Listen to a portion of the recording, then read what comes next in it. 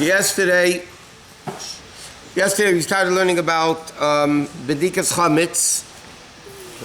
2 days ago, we explained the reason for Bedikas Chametz, it's with Rabbanon, the why you have to do it and where you have to do Bedikas Chametz.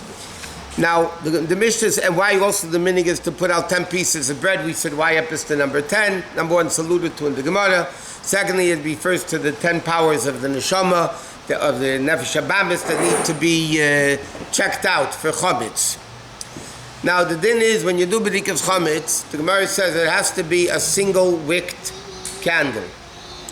The Rebbe writes our minig is to use a shaiva from beeswax. One of the reasons for that is because the beeswax is kosher. In case it drips somewhere, you won't have a problem with chametz on Pesach or tarfus or anything like that. But it has to be a single wick. Why? 2 reasons. If it's a double wicked, like Havdalah candle, or just even double wicked, there's 2 problems. The flame is too big, you might not get into the corners. You might not get into the corner because you're afraid you're going to burn down the house. Secondly, interesting, the Gemara says that a single wicked flame, the light goes in front of the candle. If it's double wicked, it goes behind the candle. So if this is the candle, and you're trying to get into a corner to look for the chametz, and you have a candle, so if it's single wick, the flame is going in front of you, you'll be able to see where you pointed the candle at. If it's a wick, multi-wick, then it's going backwards, so you're not going to be able to see in the corners. Why does it have to be candle? Why does it have to be candle? The Gemara learns it out basically because it says, Ba'esa yachapes es Yerushalayim b'neiros. Hashem said, I will seek Yerushalayim with candles, and the candle refers to the neshama. The Gemara makes a whole thing, a whole cholent with a bunch of psukim, basically, which means that you use a candle. Now, practically speaking, and many poskim write this, that nowadays that we have flashlights, flashlight is even better than a candle. Number 1, flashlight is a better light, number 1.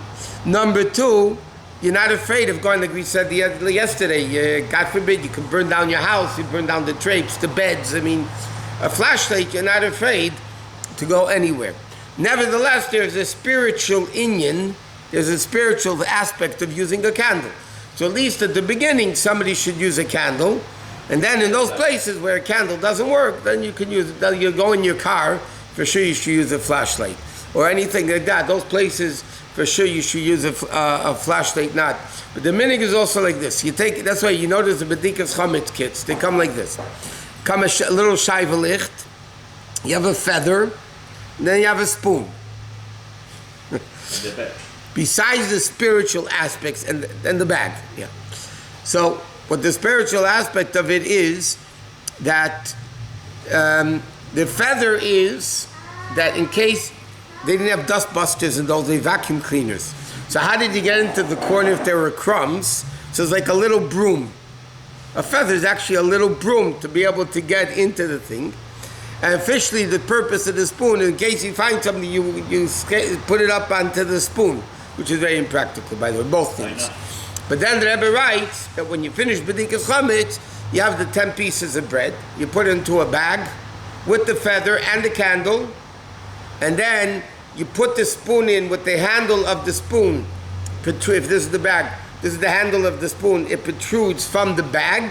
You tie the bag, you put it away in a safe place that the mice shouldn't get to it and make you have to do a bedika again, and then you get it ready for burning chametz.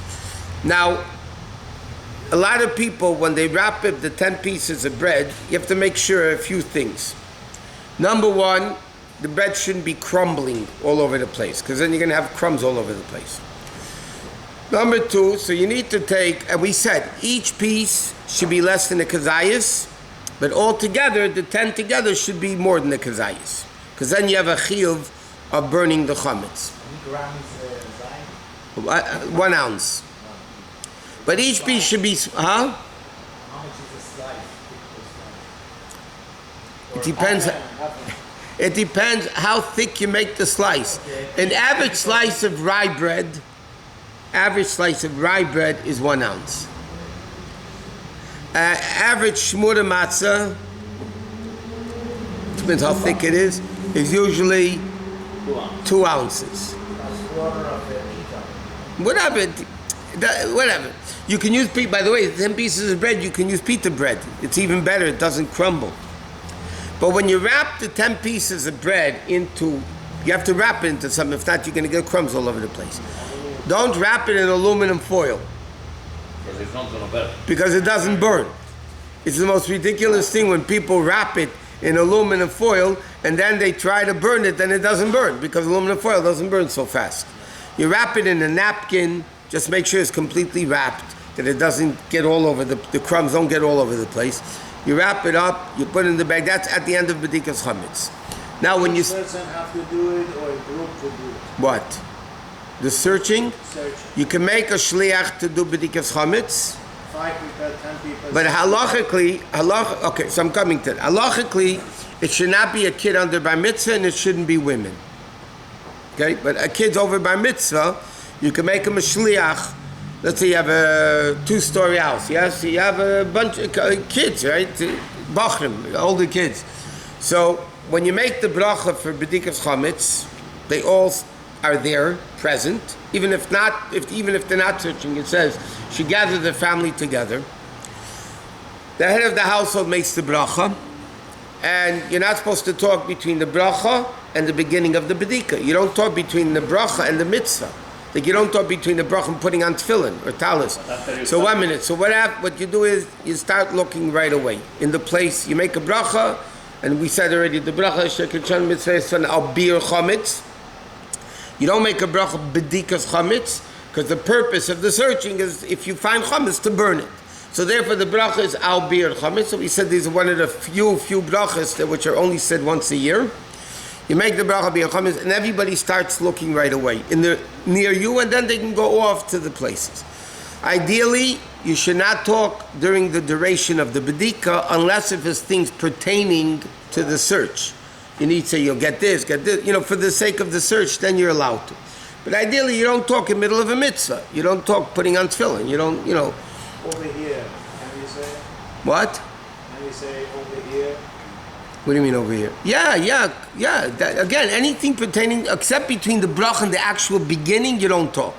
Once you started checking, and then if you, let's say, you're doing Bedikas Chametz, and then you're going to go out to your car, and all the, different, you don't have to make new brachas.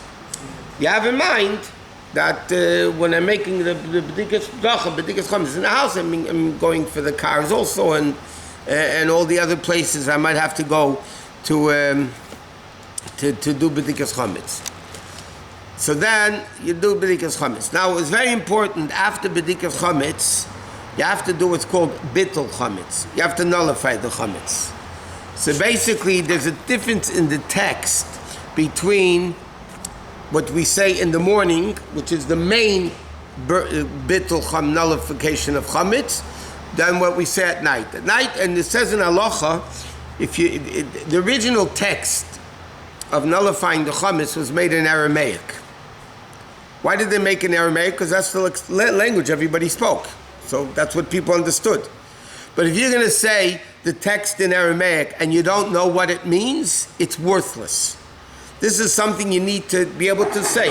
And basically what you're saying is, Kol chamira v'chamia, any bread or 11 stuff that I have in my domain, that I saw, I haven't seen, that I got rid of, that I know, I don't know, should be bottled, completely bottled, and should become ka'afra da'ara, like the dirt of the ground. So the Alter Rebbe says an interesting Shulchan Aruch. Why does it say ka'afra da'ara? Why does it say it should be bottled like afar, like dirt? So the Alter Rebbe says because gold is also called dirt, gold dust. So when you're doing bittul, you should say clearly, I don't mean like gold dust, which is valuable. You mean ka'afra da'ara, which is Earth dust. Earth dust. Gold is also earth dust. Yeah, but gold you're not mevatel so fast. Anyway, so you have to do Bedikas Chametz in all the rooms, and you have to do it properly. It says, you just don't do it. It says not many people rely on the cleaning of the house. But we mentioned the other day that technically, if you're halachically, the Alter Rebbe says clearly, you could do Bedikas Chametz earlier. You could do Bedikas Chametz, and see this year, the real Bedikas Chametz is Thursday night. You could be B'dikas Chametz Monday night, Tuesday, Wednesday night without a bracha. And the last night, you have to leave over one room that you should be able to make a bracha. I don't remember if I mentioned this in the class or in this class, in the Zoom class or in this class. But what happens if you're planning to make, people don't even realize this, but it's a simple logic. Let's say you're planning to make your kitchen Pesach on Monday. Monday you're going to make your kitchen Pesach, yeah? So you can't do B'dikas Chametz in the kitchen Thursday night. Just think about it. You're making your kitchen Pesach, you have to search out the Chametz. So you're going to search the Chametz Thursday night after you cooked already and baked and did all the things of Chametz. If you think you can't do it. So if you want to make your Chametz, let's say, and your kitchen Pesach like Monday afternoon, Sunday, because B'dikas Chametz has to be at night. Sunday night, you take a candle or a flashlight and you check the whole kitchen area and make sure there's no Chametz and, make sure that, and we said, you have to check, No bracha. The only time we make a bracha this year is Thursday night, the night of B'dikas Chametz. No feather or spoon. Till what time you are? Till what time you can do B'dikas Chametz? When? Thursday night? L'chatchila, you have to do it right away. Okay. While it's still a little, because Gemara says, you have to do it while, mamish, when it becomes dark. To the extent, I'll tell you the interesting din. What happens? Oh, 1 second.